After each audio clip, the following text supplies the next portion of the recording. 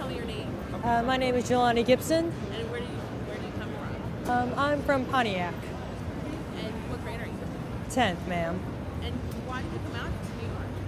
I came out to New York because I heard my grandmother was going at first, and I wanted to go because I am always hearing about how banks are getting bailed out, how companies are getting these tax cuts, and how resources are being robbed from other countries and whatnot, but I don't ever hear about people protesting about it in a large group. And when I heard about it, I'm like, oh wow, grandma's going, so maybe I can just ask her to take me with her, and she did. My grades are up in school because I have a 4.0, so I was like, okay, yeah, you can go.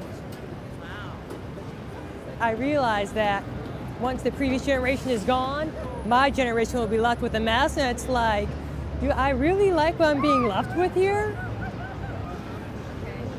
The first night I stayed in this park, the second night I stayed in a hostel, and now we're staying back here again. It's a very interesting experience because I've never slept outside like that before. But I was still warm because they have comfort here, so more often than not, people's comforts and needs can be addressed. Down in here, right? Yes, ma'am. Homeless people camped out here? I think I have. I mean, some do seem homeless to me and some don't. But it's hard to make that distinction because there's so many creative types here. There's so many different appearances, so it's like, they just kind of chose that one. I mean, it's kind of odd when I think about it, but it's like, the guy with the green hair also, there looks kind of odd also, Jelani. Would you say like people are taking care of each other here? What's the best thing that you've experienced having left here? The compassion here, everybody's always helping one another, everyone.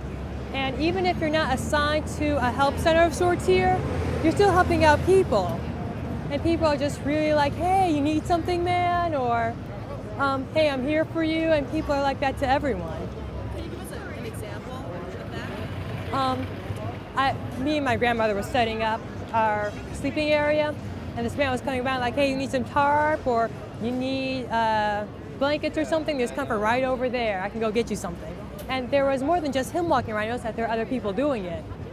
And even when there weren't people walking around, there are other people still helping out other people set up their sleeping area. And that was really nice in my opinion.